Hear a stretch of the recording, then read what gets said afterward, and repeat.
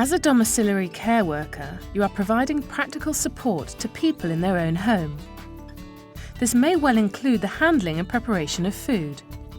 It's a crucial area in the prevention of illness for your service users, and it's your responsibility to make sure that you understand and follow high standards of hygiene and safety. The Food Safety Act lays out your legal responsibilities.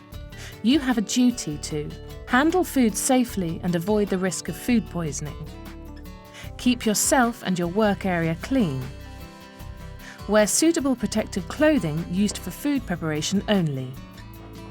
Protect food from contamination. Follow correct temperature controls during preparation. Tell your employer if you have food poisoning symptoms or any infectious disease, illness or infected cuts. Advise your service user if they are endangering their health through poor food hygiene. Inform your manager if you have concerns about food hygiene. Every year it is estimated that 5.5 million people in the UK suffer from food poisoning. It is unpleasant and debilitating, and it can also prove fatal. About 200 people a year die in the UK as a result of it. Morning, Mrs. Barnes. And many cases are caused by poor food handling. Older people, young children and anyone in poor health are especially vulnerable. And it's likely that most of your service users will fall into one of these categories.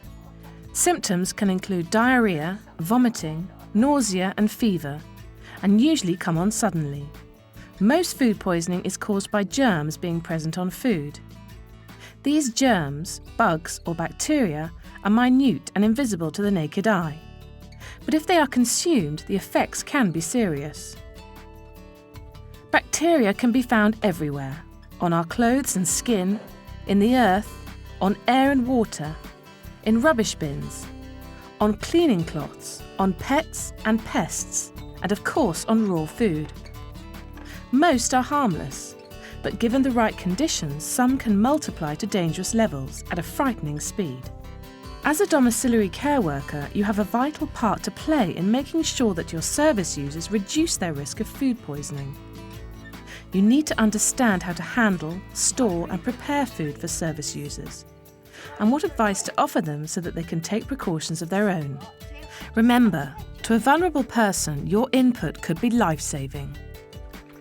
So what are the key areas where your knowledge can make a difference?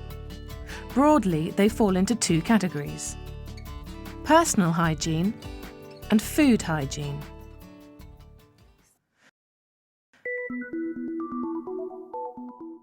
Bacteria exist everywhere. We all carry them on our hands, clothes, even our jewellery, without knowing it. So good personal hygiene is therefore vital. Personal cleanliness can drastically reduce the risk of food poisoning and illness. The main areas of personal hygiene we will look at are your hands, your clothes, and your health.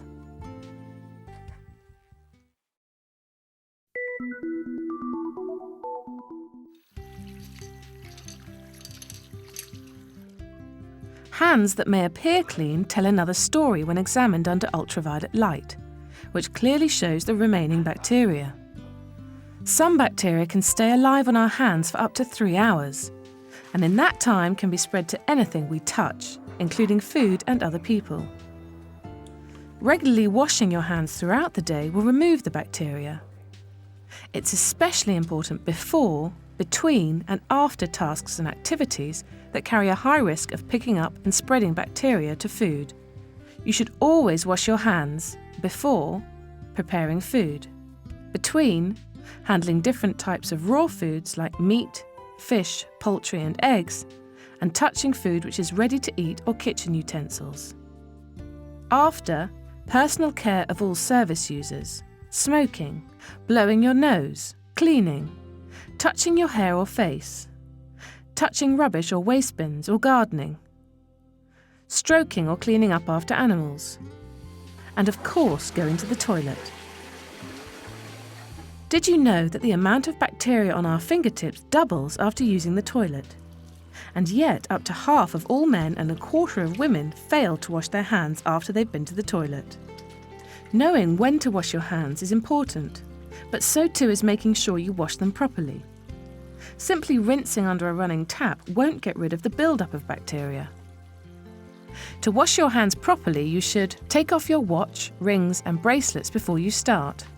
Always use warm water and soap.